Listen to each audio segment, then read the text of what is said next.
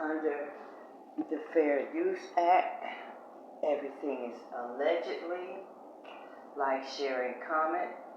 We're going to do a shout out to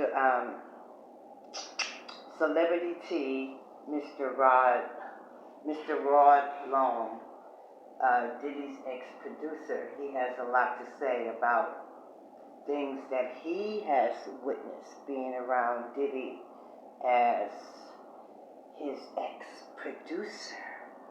So again, everything is alleged, so let's get into this story. And again, shout out to Celebrity T News. Let's go. Feel like meeting Diddy. Okay. What was it like meeting Diddy for the first time? Meeting him for the first time, it was number one, it was the dream come true. I met some guys who said that they could get me to them. I'm producing records.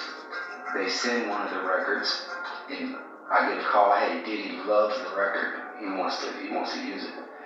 And I get a check for $7,000 for that little bitty track I did. Probably took me 5 minutes to make the track.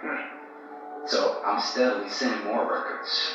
And now Diddy wants to meet. Now they're like, they want you to come to New York. Oh, if you thought the Diddy drama was wrapped up, honey, you better buckle up, because there's more tea on the way. Another one of Diddy's so-called victims just stepped into the spotlight with some fresh, jaw-dropping allegations.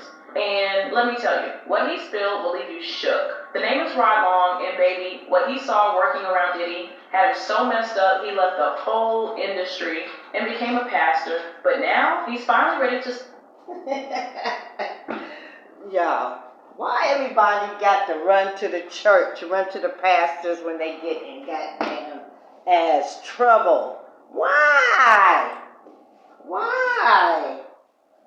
Spill every last detail. From claims of Diddy dabbling in some dark, occult-like stuff, to allegedly flying girls in from Puerto Rico for wild freak-offs. Rod has all the tea, and he did not hold back. Now, let's talk about this trend, y'all. Seems like folks who get too close to Diddy are running so fast, they end up finding religion. And I ain't talking about some wannabes trying to make it. I'm talking about people who were already on their way to the top, ready to be stars. First, there was Mace, signed to Bad Boy Records back in the 90s and early 2000s. And what did Mace do? He ran so fast to be a pastor, he didn't even look back to get none of his catalog. He didn't want his catalog. He didn't want nothing. He said, "Fuck this shit." Now, we may not know exactly what he saw going down, but whatever it was creeped him out so bad he quit music cold. Mace was on track to be huge, y'all. Just imagine walking away from millions as one of rap's biggest rising stars. He didn't even try to switch labels, he just dipped from the whole industry. And if that ain't strange enough, Mace never even tried to chase Diddy for the royalties he's owed. Nope, he walked straight out and chose to become a pastor, just like... That's right, Mace. That's right, Mace. I give you your props on that. I'm thinking you about the only one who literally ran and didn't want, and you just packed up and just left everything. Like Rod. Even though Mace pops up in Hollywood every now and then, he stays away from the rap game. And now, Rod Long is here with his story, ready to put Diddy's name out there too. Now, for those of y'all who might not know, Rod Long was a hotshot producer, rising up in Hollywood in the late 90s and early 2000s. He got himself in Diddy's circle. Oh, watch him do this dance. This dance tells a lot. Watch him do this dance. Now, for those of y'all who might... Ace pops up in Hollywood every now and then, he stays away from the rap game. And now, Rod Long is here with his story, ready to put Diddy's name out there too. Now, for those of y'all who might not know, Rod Long was a hotshot producer, rising up in Hollywood in the late 90s and early 2000s. He got himself in Diddy's circle to lay down some beats and... I can't with that dance. I can't, Diddy, I can't. Not know, Rod Long was a hotshot producer, rising up in Hollywood in the late 90s and early 2000s. He got himself in Diddy's circle to lay down some beats and produce tracks, and yeah, the money was good, but Rod says the vibes, a whole nother story. According to him, Diddy's world was laced with some dark occultic stuff that had him shaking. Now, Rod got his start young, making beats for folks in his hood to hustle a little cash. Soon enough, he got noticed locally, and things really started to pop when he entered the Motown Talent Search, which was run by Andre Harrell. Yes, the same man who discovered Diddy. And let's not forget the rumors about Diddy allegedly being Andre's boy toy, because trust, that tea has been simmering for years. I run into a manager, a guy who says he's an artist manager. The manager told us about something called the Motown Talent Search, which was put on by a guy named Andre Harrell, who founded P. Diddy, who founded a lot of people heard music about Mary J. Blige, a lot of people in the industry. He was a very high up guy in the music industry at that point.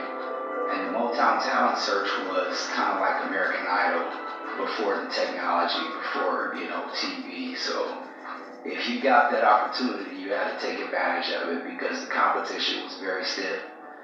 And we got invited out, and we did our thing, and we got invited back to the second round. So we were really, we were like, wow, this is crazy. Andre Harrell, Motown, like, man, this is crazy. It all came to an end. So it was no shock that Rod eventually crossed paths with Diddy. Given how close Diddy and Andre were, before y'all say Rod should have known better than to mess with Diddy, let's keep it real. So right now into meeting Diddy. Okay. What was it like meeting Diddy for the first time? Meeting for the first time, it was number one, it was the dream come true. I met some guys who said that they could get me to them on producing records. They send one of the records, and I get a call, hey, Diddy loves the record. He wants to use it.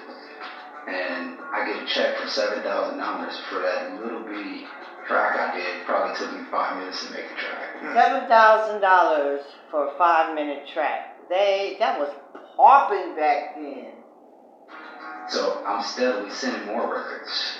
And now Diddy wants to meet. Now they're like, they want you to come to New York. This was back in the late 90s and early 2000s, before any of the messy allegations hit the scene. Folks knew Diddy loved his parties, but that's it. For up-and-coming producers and artists, getting in the studio with Diddy was the ultimate dream. He was a huge name in rap, and everybody was trying to get a piece of that spotlight. So, when Diddy came calling for a producer, best believe folks dropped everything and ran to him like he was handing out golden tickets. Anyway. So, y'all running to Diddy back then. You're trying to run away from him now, ain't you? You got folks running now, don't you?